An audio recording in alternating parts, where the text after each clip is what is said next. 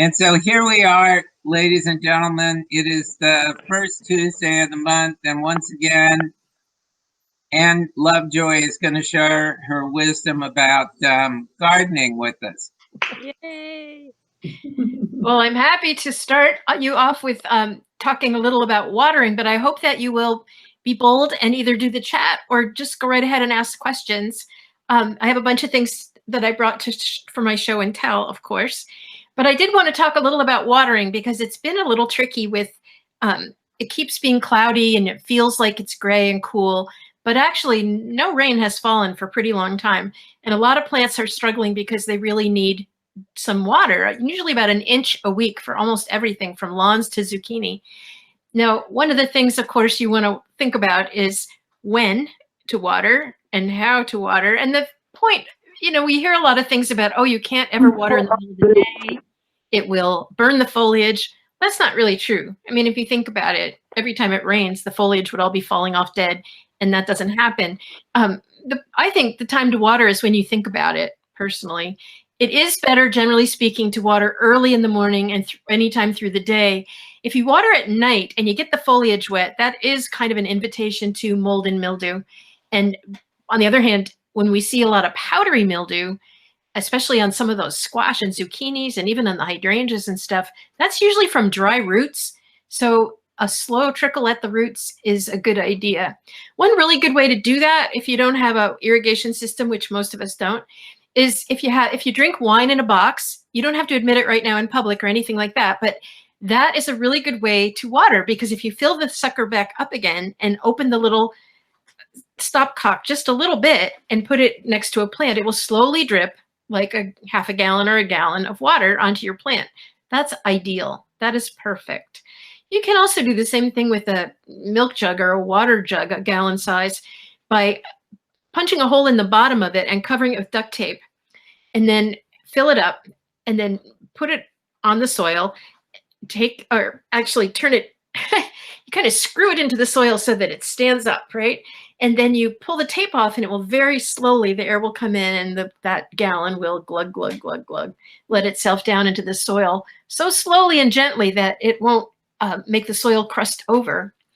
So that's another really good way to go about it. And you want to remember that, like anything you planted new, a new shrub, a rose bush, little tree, think 3 to 5 gallons a week of water through the summer.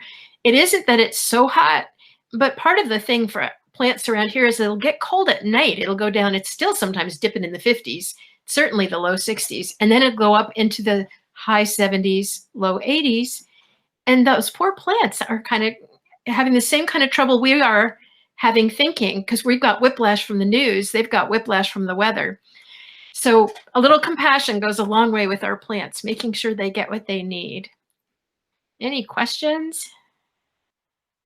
Come on, you guys, you have to do your share. I see Rita's got a question. Yeah, I have a question about calendula. Could I ask you that? Yeah. Okay, I've got a bunch. This is the first year I've grown them and I just love them. And of course, as the blooms are fading, I'm cutting them back so they'll keep blooming. But I'm thinking that like at the end of August or so, I should let some of those dry because I can get seeds. Can I save seeds from those for next year? Totally. Here's a calendula, if you're wondering what it looks like. Right. And they come in orange and yellow and cream and all colors of in between. Beautiful plants. They're edible. The petals are delicious in salads and very pretty. Chickens love them. And if you feed them to your chickens, you'll get very beautiful, deep orange yolks, which is kind of fun. And calendulas are called, that means calendar flower, which means they bloom sort of all year round. And you're right, Rita, if you cut them back, they'll just keep blooming and keep blooming. Sometimes you want to go all the way down to the bottom and cut a whole chunk off and it will refurbish from the base. But yeah, if you let some of them set seed, they will self-sow. Like at the library, I don't know if you ever noticed, but we've got thousands of them because over the years they've just sowed themselves in. And they're easy peasy to grow. And I just let them fall. You don't actually have to sow them. You don't have to plant them really. You can just scatter them where you want them. One really good way to get plants to self-sow is to stick a seed pod where upright in the soil where you want those plants to grow. Because sometimes when we scatter, the birds get them all or whatever. But when you take a seed pod, like here's a poppy seed pod. Right. If you just scatter it, that often works. But if you stick it upright in the soil so that the soil is about here, it will gradually disintegrate and scatter its own seeds at exactly the right time for germination. So that's one thing to think about. All the seed pods that are ripe right now can be harvested. And the way to tell if they're ripe is to shake them. You probably can't hear that. But if they're ripe and ready, now with a poppy, where am I? Am I showing it? Yeah, there. Can you see that the little windows under that fringe top are open? Okay, that means that when I pour that out, it's going to dump seed. And so it does. I don't know if you can see that. But this is the kind of poppy seed that, of course, makes poppies, but it also is for poppy seed muffins, for instance, or poppy seed bread or anything like that. So you can save it. I have a little jar where I accumulate it. Hey, just a momentary interruption. Reed, you are presenting your desktop. So at the bottom right-hand corner of the screen, you can stop presenting. So would you please do that? That happened to me once too. I thought present meant present, like I'm present. So I pressed it. And all of a sudden, all my secrets are on the screen, right? What a messy. Yeah, there you go. Right? One quick question. A question and a statement. If you could hold up the glass or the jar where you put the seeds a little higher, we didn't quite see that. There you go. So there's all our poppy seeds. Yeah, let's see if I can dump some in and you can see the action. Reed is still presenting too. Yeah, I know. Okay. Yeah, Reed, can you please stop presenting? Okay, there's at the right hand bottom of your screen, there's that ribbon that pops up. And so you're going to see 3 buttons or 3 dots at the far right edge of your screen, and next to that is the presentation button. So if you would please click on that to stop anyone, or if you can look on your screen, there's a box with green icons in it and one of them says stop presenting. So if you click on that button, that would be great. Awesome. You're a pro, Reed. Thank you. Okay, Ann, I've got this. Let me see if I can get this. Where in the heck's my camera? So that let's see. I've got on the calendula. Oh, there it is. There you go. So I've cut this. So I should just stick this in the ground someplace, and then these little things along here will finish drying? No. The thing is, if you take it off the plant when it's still green, it will never ripen properly. Okay. All right. So what you got to do is let some of them ripen on the vine, as it were, on the plant. And that's true for a lot of things. Like if you want to save peas or you want to dry beans for soup, you have to dry them on the plant. Okay. This is a great time. I notice a lot of calendulas. I mean, calendulas, yes, but also columbines are all rattling away. This is a good time to collect seed of columbines if you want. And things like forget-me-nots, you just pull up the whole thing and shake it like a salt shaker and it will scatter seed all over the place. But yeah, if the seeds, if they're not ripe and rattling and ready to fall off at a touch, they're not really ripe. And lupines would be the same thing. I think I've got some that look like they're drying, so I just need to leave them until I can. Yeah, and lupins are in the pea family, so they're going to look sort of like a pea pod in a way. Right.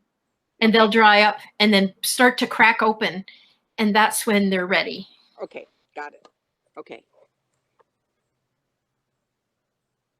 Can I interrupt here, Ann, please? Sure. As the person to take notice of who's here, I'd like to know, is it Mike? Mike, who are you, Mike? Mike, last name.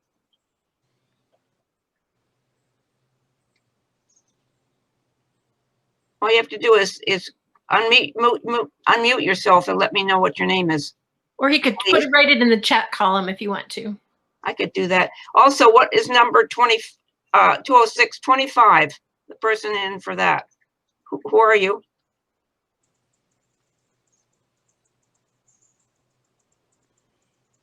Okay, I'll put it in the chart.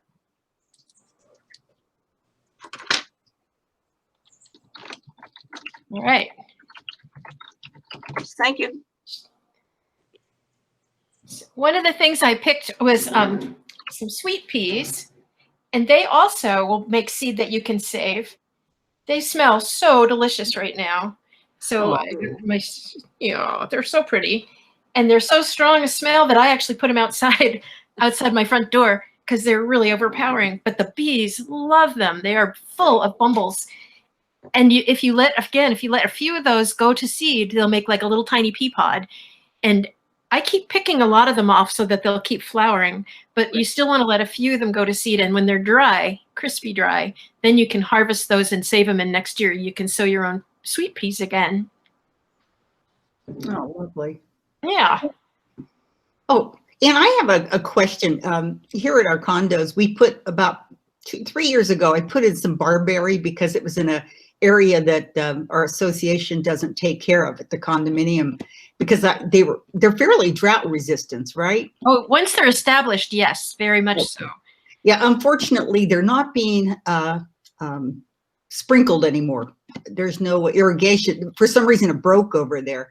And I'm wondering, I've gone out and done a deep watering on them just for 1 week. Is that about appropriate for this time of year, or?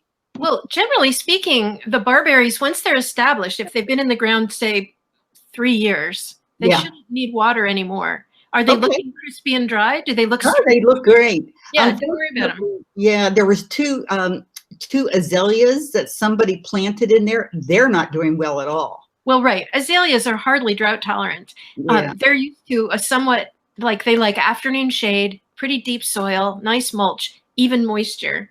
Mm-hmm. Whereas the barberries come from like Iraq and Iran and Turkey and places like that.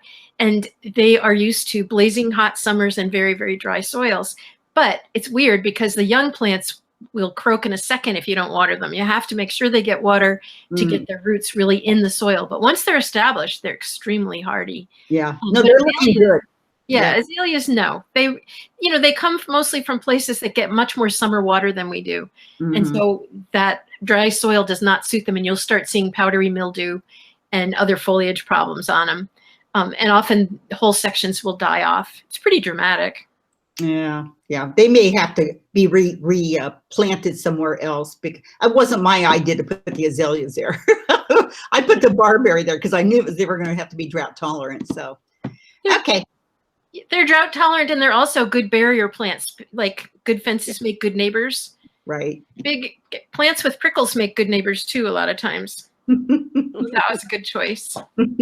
Well, I love these plants because it's called the orange flame or something. It's beautiful color.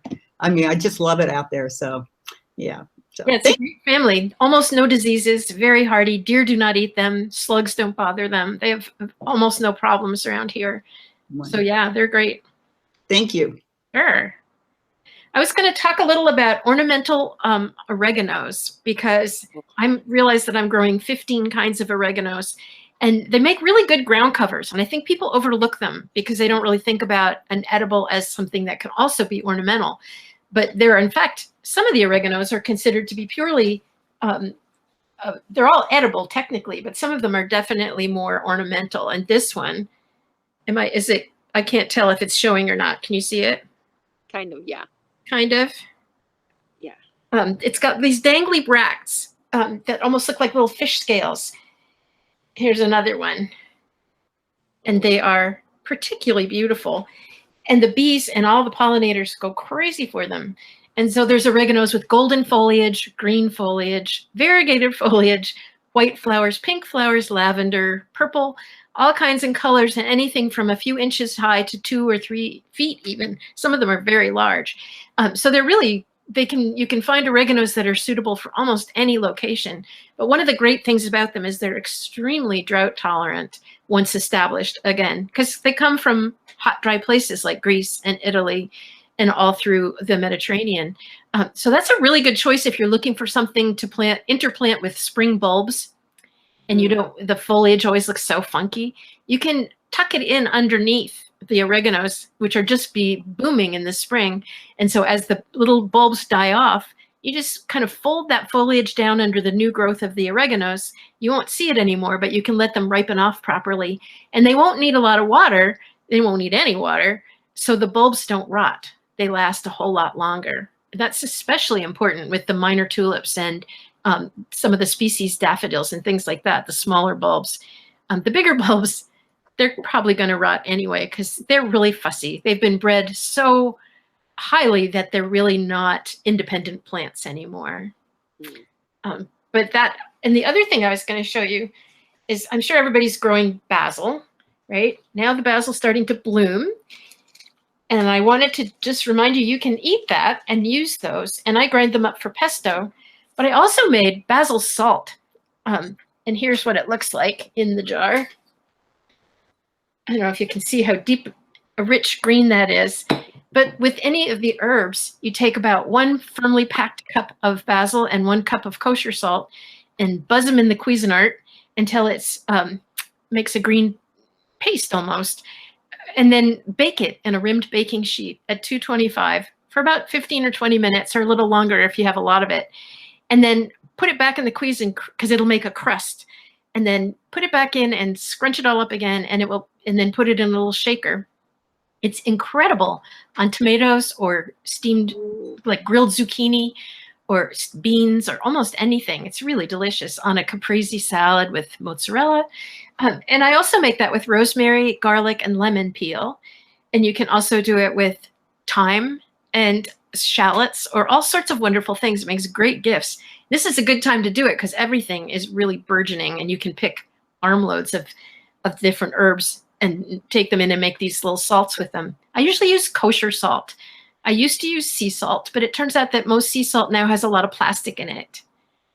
There's a fairly depressing fact. But the kosher salts are mined and from deep mines, and they are unpolluted, which it seems weird in a way, but that's how it is these days. Anybody got a question for me? Yeah. Go ahead. I've got a bunch of questions. I'll try to limit it. Bring them on. Okay. The first one is my hydrangea. I've got quite a few of them, but one of them that's in a border has not bloomed at all. And it has incredible leaves. And I'm thinking I over fertilized it, but not a single flower, and it's bloomed before beautifully.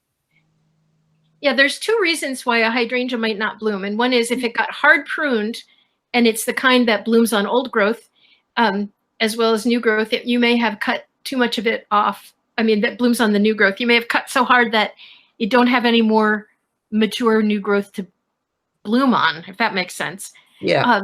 But I did not prune it. If you didn't prune it, then you're probably right on that you over fertilized, because especially with the high number fertilizers, they tend to be a lot of nitrogen, and nitrogen is all about foliage and not very much about plants.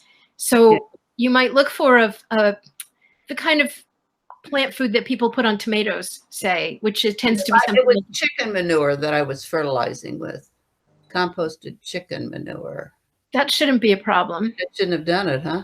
No, I wouldn't think so. Is anything else environmentally different? Is it in a whole lot more shade? Nope. Nope. I can't really, it's unusual. Let me just say that. Usually the problems are either the pruning or the high nitrogen fertilizer. Maybe your chicken manure might be pretty high. Is it commercial or your very own? No, it's not mine. It's what I bought. Yeah. Sometimes those packaged products are also fortified with other stuff. Okay.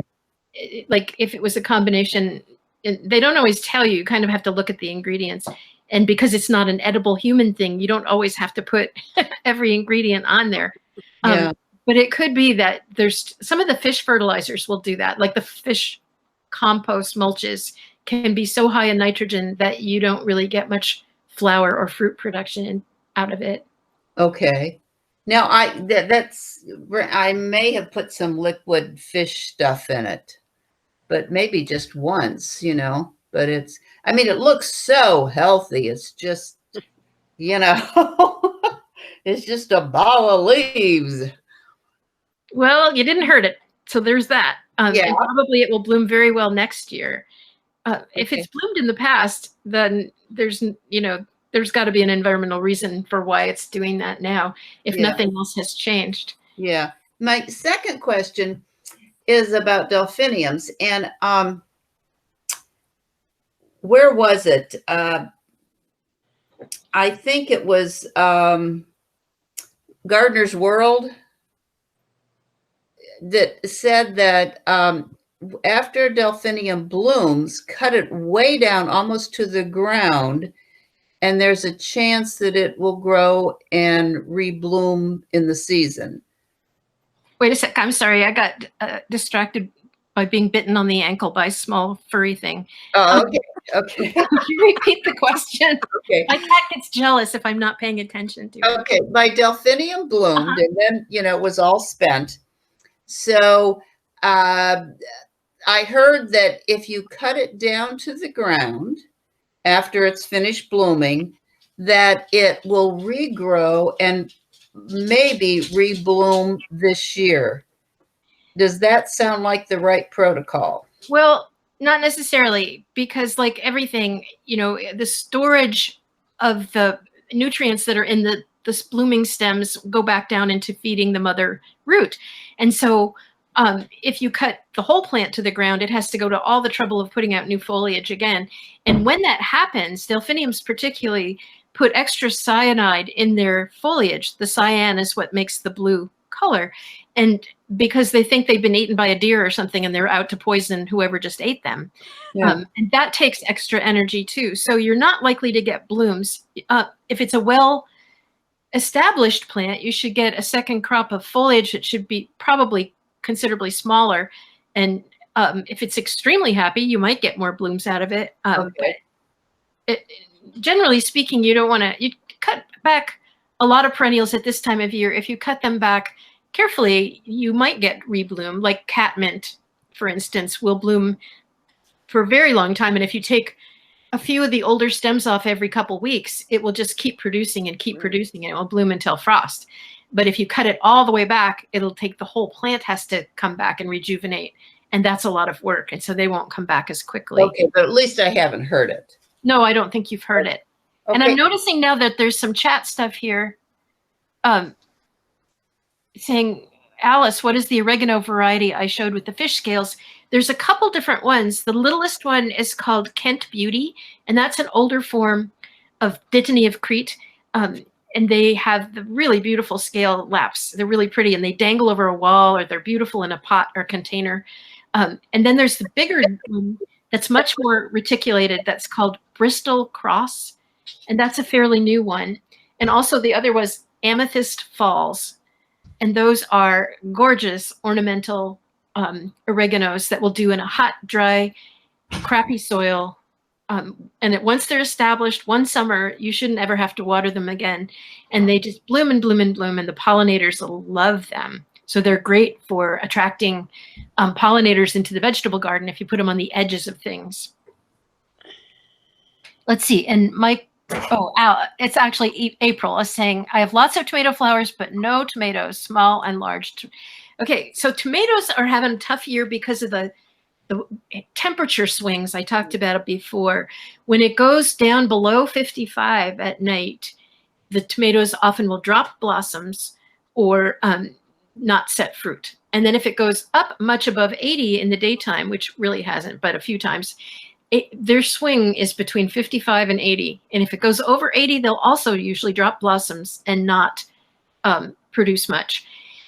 One of the things that's interesting about tomatoes is they're pretty much self-pollinated. You don't usually need a pollinator but they do get visited, and they can get it doesn't hurt them at all to get visited and have bees. But what bees do on tomatoes is a buzz dance. So they're buzz pollinated at a certain vibration, which happens to be middle C. And so if you got a middle C tuning fork, this has actually been done in greenhouses. You can hit the middle C tuning fork, and it'll be like, one. You can actually watch pollen shed on those plants, shake down. Way, dude. So folk songs are perfect, right? They're all in C or G. So you could go in there and sing to them. But I am seeing that now, like all of a sudden we had that little hot streak, and now the fruit is starting to come on a lot of the tomatoes that were very shy to get started. So it isn't a lack of pollinators. Can be also if they're not getting regular water. This part of the season is when they need to have pretty consistent moisture in order to have the energy to produce fruit, right? Once they start setting fruit, you can cut back on the water because then you want them to think about ripening rather than keep on growing. Also, if you have really leggy tomato plants, like somebody asked me the other day, hers were 8 feet high. It's like, well, if you feel like, and it did have fruit all over it, it's like you can cut the tops off and dedicate all that energy into the produce that's actually on the plant, and then it will start ripening. It will still produce some more, but it won't be quite so obsessive about climbing. There's determinate tomatoes grow to about a certain size, it might be 3, 4, 5 feet. Indeterminate means they don't stop unless something stops them, and they'll shoot for the sky. They're actually perennial plants, and where they're native down in South and Central Americas, they can grow for years and become very, very large plants.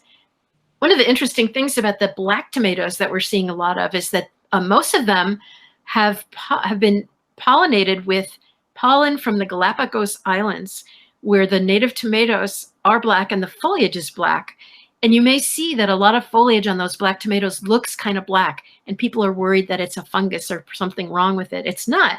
It's actually technically nature's sunscreen for protecting fruit in extremely hot, sunny climates. And they take a little longer to ripen. So those black ones feel like little rocks right now. And that when they start getting, their skins turn sort of matte instead of glossy, and they start to feel softer to your hand, that's when they're ripe. So they can take a much longer time. But I think it's kind of fun that they are protected by nature's sunscreen, and they're full of antioxidants. It's the same natural antioxidants that we find in blueberries, the anthocyanins that make them extremely nutritious too. They're pretty cool. And it's not GMO. It's all been hand bred by mostly started in OSU, and mostly the breeders are in Oregon and California who are experimenting with these interesting pollens. Let's see who else. Lynn Murphy says, my gardenia is not blooming. It's 4 years old, many yellow leaves. Any ideas? Also many green leaves on the gardenia, just no blooms. So the gardenias, they're not, a lot of gardenias are not particularly hardy here, and they really do not like cold, wet winters. This winter was pretty mild, so most of them are pretty good. And there are more and more, there's like frost proof and first frost. There's a number of gardenias, clems hardy, that are hardy here, but in Portland, they do beautifully. Up in here near Seattle, they're not quite so happy yet. Maybe in 10 years, as climate change meets us, they'll be happier. But at this point, I give them a little bit of protection in the wintertime, throw just a sheet of row cover cloth over them on a frosty night and take it off in the morning. But at this time of year, when you're seeing a lot of yellowing, it can either be not enough water or, too much water. So you have to consult your own schedule and see if you've been overwatering because you think it's dry, or underwatering because you think it might not need it. If it's not blooming at all, it also might be hungry. There are pretty gross feeders like clematis and roses, and they do appreciate a mild fertilizer. But I would use a balanced, again, maybe a tomato type that's like a 8-10-10 or something rather than a 10-10-10, to make sure that you're focusing a little bit more on the flowers. That's one thing. Using too high nitrogen can also reduce the number of flowers you get. I don't know if that makes sense. But yeah, if it bloomed in the last few years, it's probably, again, some environmental issue. And usually it's fertilizer or water or a dog peeing on it or something like that. But those things you can't always control. Right? Did I miss anything?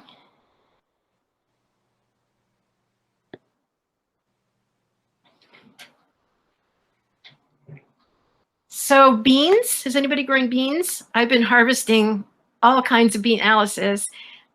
This year I'm growing one of my favorite beans that I got from Rancho Gordo.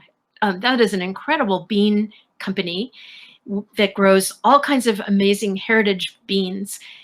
And one of the things that's really exceptional about a lot of those heritage beans is that they actually taste really good and they have a very distinctive flavor. And a lot of those characteristics have been bred out of commercial food.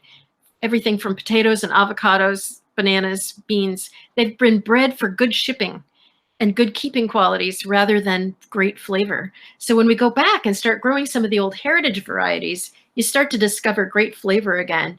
And the beans, I have to say, it's really, I grow about 15 kinds because I'm slightly obsessive about everything. But the ones that really taste the best are often the oldest ones, like Kentucky Wonders or Kentucky Blue Lake.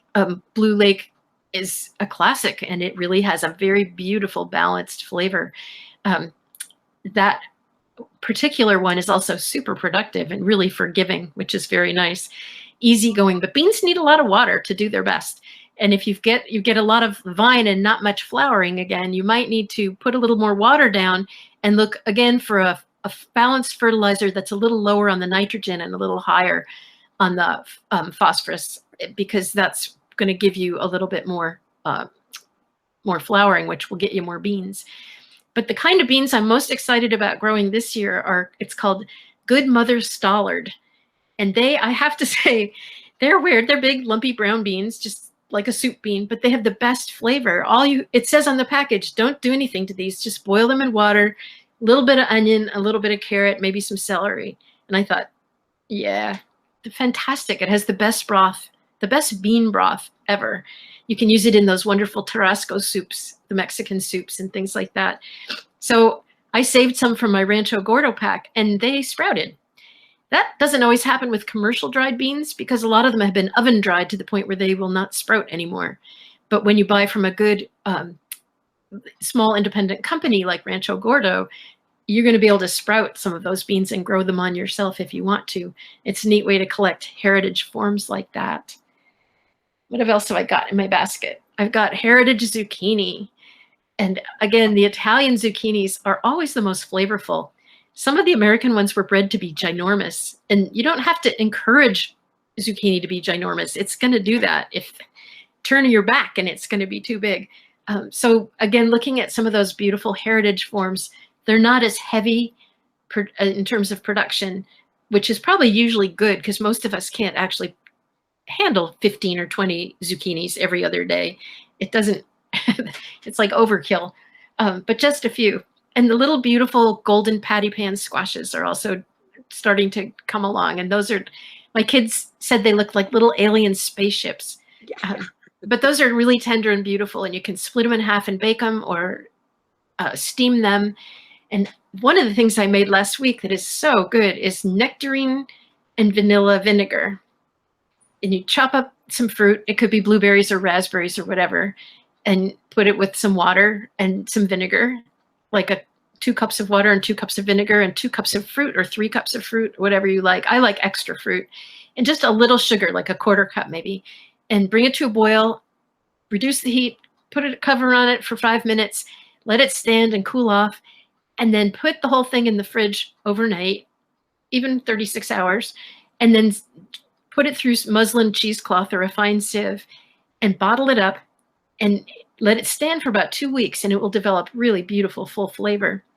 All the vinegars that you make at home need to be stored in a cool, dry place, like a spice shelf, not on a sunny windowsill, because they can develop bacteria and get funky. And that's not the same as the mother of vinegar that will happen at the bottom of your good bottle. So you want to be sure that when you're doing bottling vinegars yourself, you keep them very, very clean and use sterile bottles and keep them out of the sunshine. But I got to say, I put a vanilla bean in each bottle, and it is spectacular on beets and on steamed green beans and drizzled in a salad, fruit or green. It's delicious. And I thought, what a fun thing this is. So now I'm trying lemon peel, lemon juice, rice vinegar, and mint. It's either going to be really good or really gross. So we'll find out, right? That's the fun part. You have to wait a few weeks to discover what you've done. But all you're really out is just a little bit of water, vinegar, and half a lemon or whatever, right? So it's always worth experimenting and playing. Oh, Sheila's asking, what was that bean? It's Good Mother Stallard, Stallard. And as far as I know, Rancho Gordo is the only place you can get it, which is why it's worth growing them on yourself. If you buy a little pound package, it's enough for 3 or 4 meals, and you can save out a hand 20, 25 and sprout them next summer and have your own Good Mother Stallard beans in your backyard.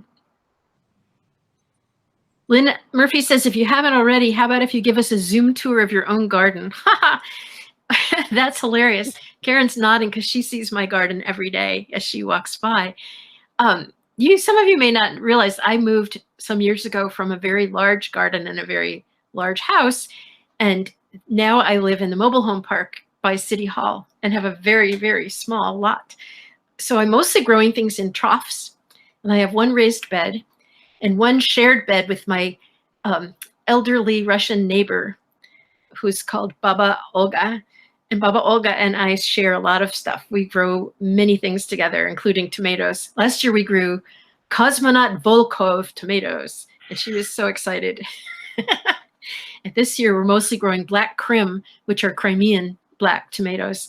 And my favorite one is called Midnight Snack, and it's a black cherry tomato that is just got the most fantastic balance of sweet and tart.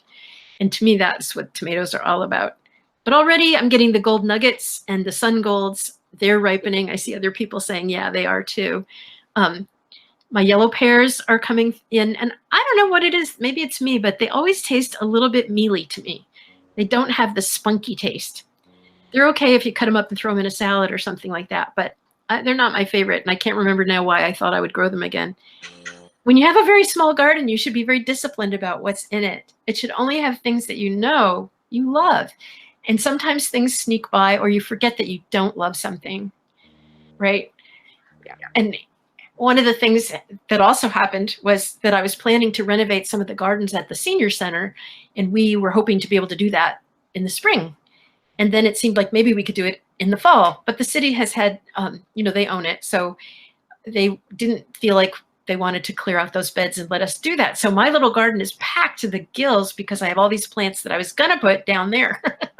So come autumn, I hope that we get to do a renovation and I can move out some of my overpacked plants. There is such a thing as cramscaping.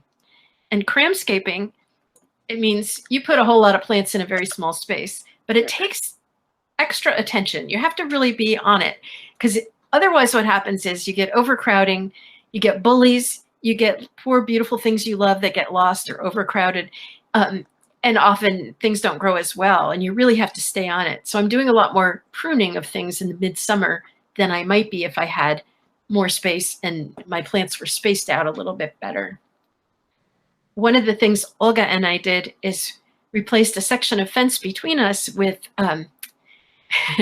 with a fence that was made by a neighbor of ours out of steel shelving units that are like grids. And so those now make kind of a metal wall between us, and I've got an espalier apple tree on it, and she's got her beans and sweet peas on it on her side, as well as some peas.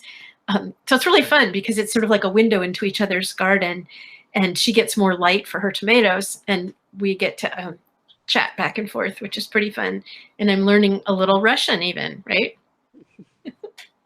Do svidaniya. Sheila says, what can I grow alongside my iris in a longish planter? So iris, because they have a very, very short season of bloom, they're not usually something I would grow in a small garden, but if you adore them, then you should definitely do it. But sharing with them is a little tricky because they like to dry out. They like a season of drought, and they like to have sun on their root, which should be exposed. The storage root of an iris should be planted above, just a bit above soil level, so that it is exposed to light and air. If they're planted too deep, they don't bloom as well and they tend to rot. So that makes it a little challenging to find good neighbors for them. But some of those oreganos I talked about, ornamental oreganos would be good companions. You could think about some of the other bulbs that like a summer baking too, but then they wouldn't show up very much in the summertime. So I would stick with maybe sedums and succulents and things like that that don't need much water. And there's lots of evergreen ones. So those would be good choices. I've got a question about squash. Okay. You know, I had to replant so much because of the slugs this year. They just ate all my small little plants that I started myself, so they weren't as big and vigorous as if you bought them, you know. And so all the squash was, you know, they would eat little holes in the stem. So is there any chance I'm going to get any like butternut or Hubbard or delicata if they're just starting to bloom now?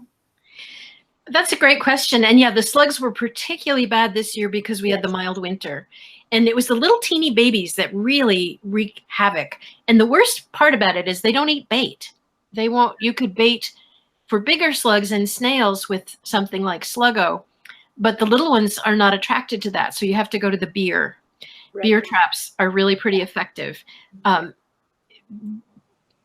like when I was rinsing salad, the bowl I rinse in has a rim, and I look underneath, and there's a line of little slugs that have all climbed under and are hiding from me under there.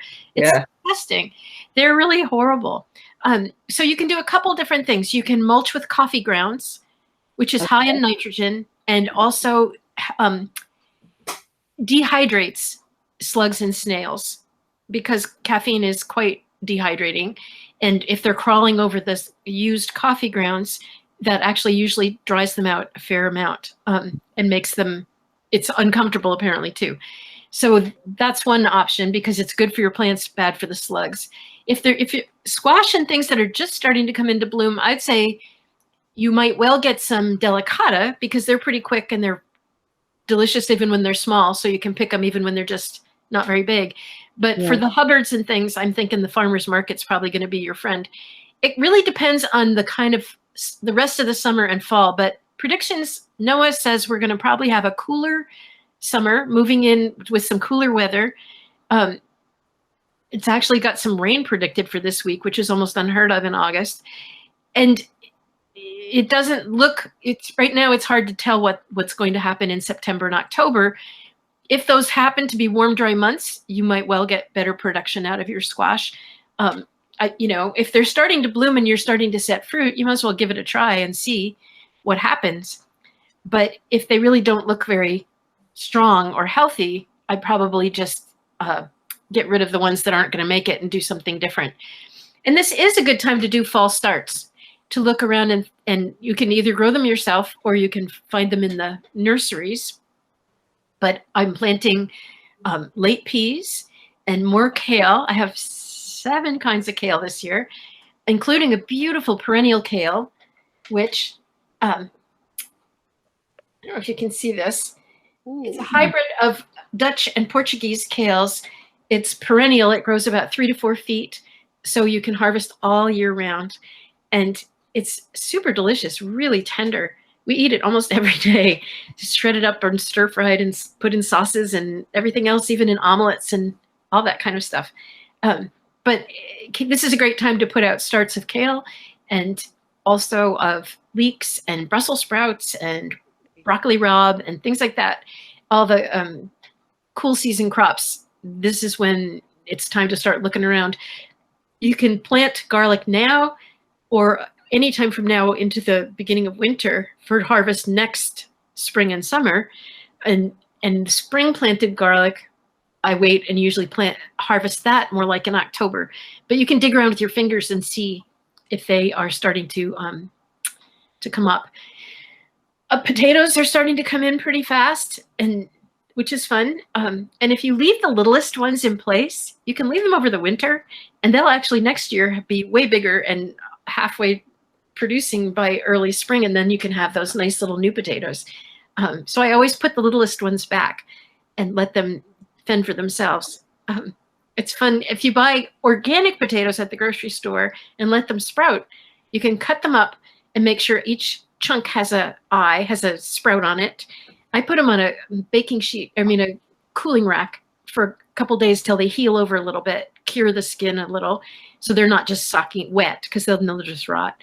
And then you can plant them, and they will do their thing for a few months, and you can dig them up, and you can have purple potatoes or golden whatever. So it's really fun.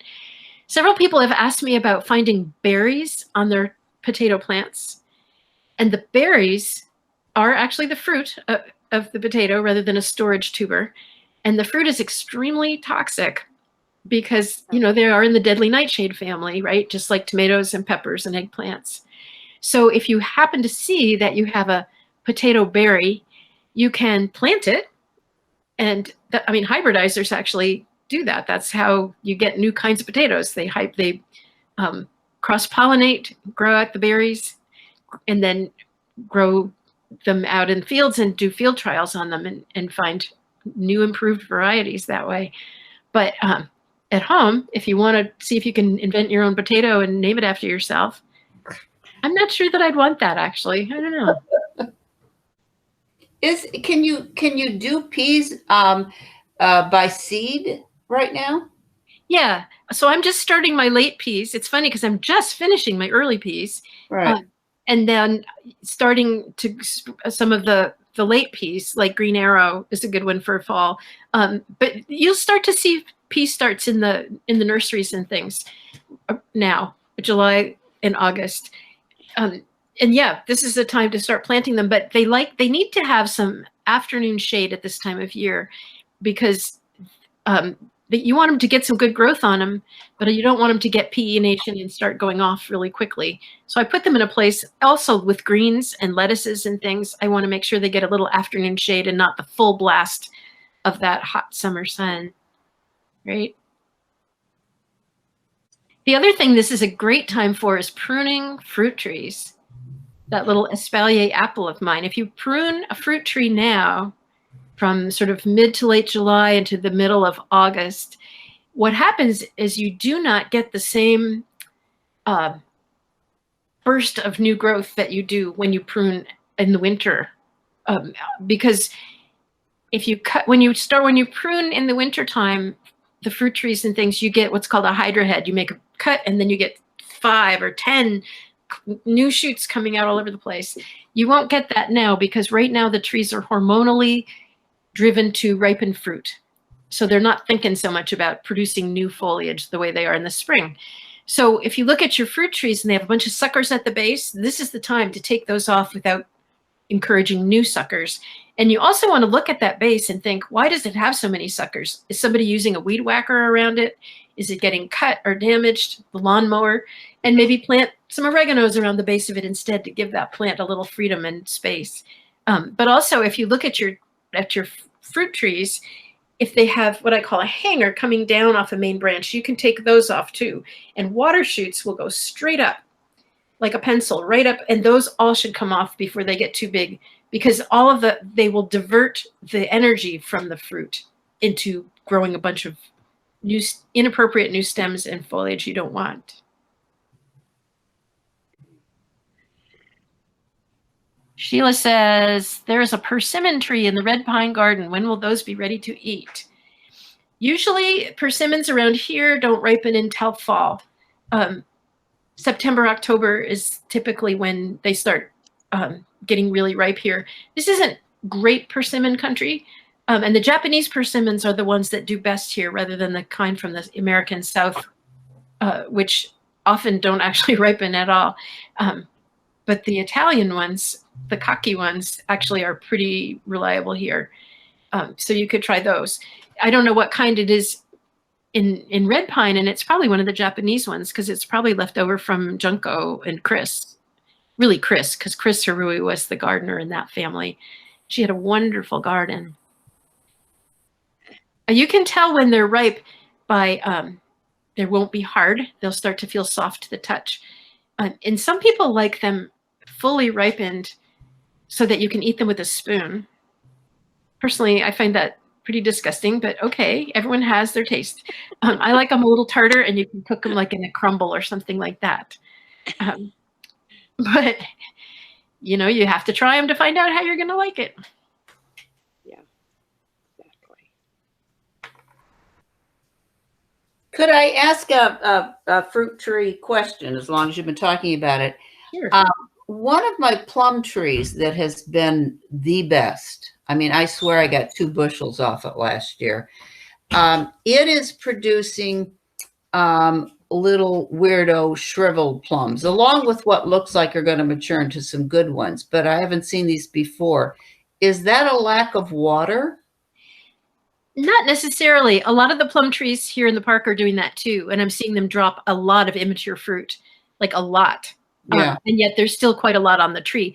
So a lot of fruit trees will self-thin as they get ready to ripen. It takes a lot of energy for a plant to ripen fruit or set seed. And that's, of course, the goal of them is to have another generation. So that's what their whole drive is at this point. So when it looks like they don't have the nutrients or sometimes water or whatever to successfully ripen the full crop, they'll start dropping, they'll self-thin and shed anything that's secondary or smaller. And, you know, a lot of people do it, climb up a ladder and do some of that thinning as well. Personally, I don't think any of us belong on ladders anymore. No. So if you are a member of the senior center, you probably have no business on a ladder. I'm just saying. But that's what young kids are for, right? Our grandkids can get up there and do that for us. But a lot of times the tree can take care of it itself. It knows exactly how much to do. We also saw a number of plum trees that did not bloom this spring. And I think what that was about was that some of those weird little frost pockets we had came at a time when they were all early plums. And so the blooms got frosted and they didn't ever get to have a flower. So of course they're not going to have fruit this year. And that's just a tweak of the weather, right? Can't really do much about that.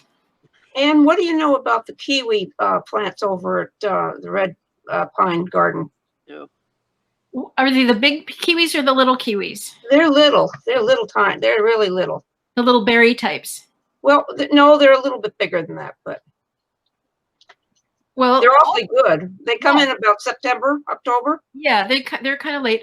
All those kiwis are sexed plants, so you have to have male and female. But one stud can service a whole harem of girls, as usual. So I think there's just one male plant there. But as long as the production is heavy, you know they're doing fine.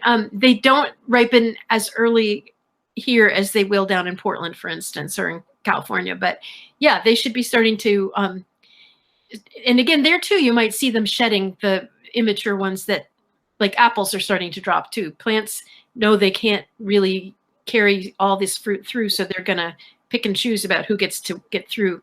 Figs are way behind this year, and some of the figs are dropping. I saw that too. And it's partly we've just had such strange weather. And again, we don't have it. We could have control over that to some degree, but we don't choose to, apparently. Yeah. Probably have time for one more question if anyone has one.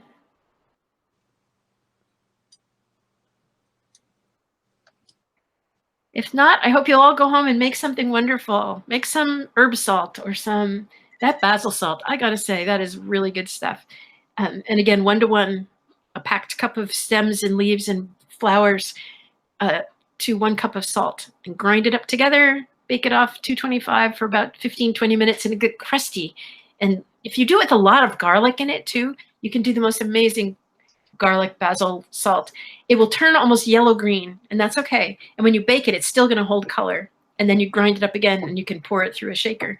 But I would say that is like that, and the nectarine vanilla vinegar are my favorite things so far this summer. Just saying.